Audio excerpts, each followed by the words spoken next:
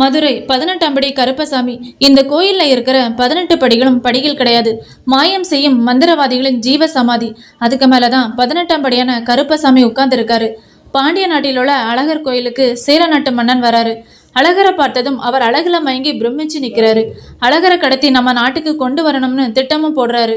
அந்த சேல நாட்டில் உள்ள மக்கள் சொல்றாங்க, அது மிகவும் சக்தி வாய்ந்த சிலை, அவ்வளோ சீக்கிரம் கொண்டு வர முடியாதுன்னு சொல்றாங்க.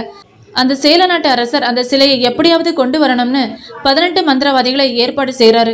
அந்த மந்திரவாதிங்க சொல்றாங்க, இந்த கடவுள் மிகவும் சக்தி வாய்ந்தவர், மாந்திரிகம் தாந்திரிகம் செய்துதான் அந்த சிலையை கட்டுப்படுத்தி கொண்டு வர முடியும்னு சொல்றாங்க. அதுக்கு நீங்க எங்களுக்கு காவலுக்கு யாரையாவது அனுப்புங்கன்னு சொல்றாங்க. சேல நாட்டு அரசரும் அதுக்கு சம்மதிச்சு 18ஆம் படியான கருப்பை காவலுக்கு அனுப்புறாங்க. அந்த 18 மந்திரவாதிகளும் அவங்க காவலுக்கு 18ஆம் படியான கருப்பசாமியும் அழகர் கோயிலுக்கு போறாங்க. அந்த 18 மந்திரவாதிகளும் கோயிலுக்குள்ள போனதும் நம்ம யாருடைய கண்ணுக்கு தெரியக்கூடாதுன்னு ஒரு மாந்திரிக மைய கண்ணுல தடவுறாரு.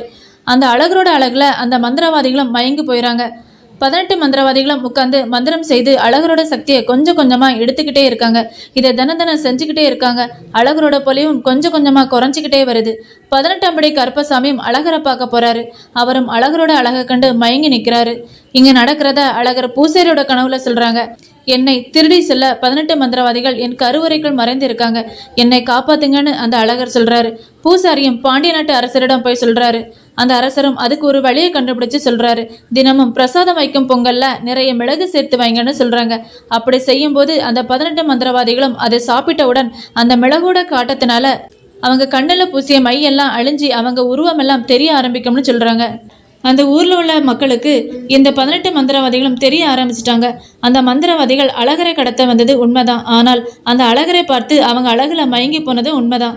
அந்த நேரத்துல இவங்களுக்கு காவலுக்கு இருந்த கருப்பசாமியும் வெளியில வராரு. எனக்கு இங்கிருந்து சேலம் தேசம் போக விருப்பமில்லை, அதனால இந்த அழகருக்கு காவலா இருக்கும்னு சொல்றாரு. இந்த 18 மந்திரவாதிகளும் நாங்க எல்லாரும் செய்தது தவறுன்னு சொல்லி எந்த அழகரை நாங்க கடத்தணும்னு நினைச்சோமோ அந்த அழகருக்கு காவலா நாங்க இருக்கோம், அந்த பொறுப்பை எங்க கிட்ட கொடுங்கன்னு சொல்றாங்க. இதை அவங்க பிறவி பயனை எடுத்துக்கிட்டு அந்த அழகரை காக்குறாங்க. அந்த 18 மந்திரவாதிகளும் வடக்கு நோக்கி அமர்ந்து தவம் செய்து தங்களுடைய ஜீவன்களை தாங்களே ஜீவ சமாதி செய்கிறாங்க.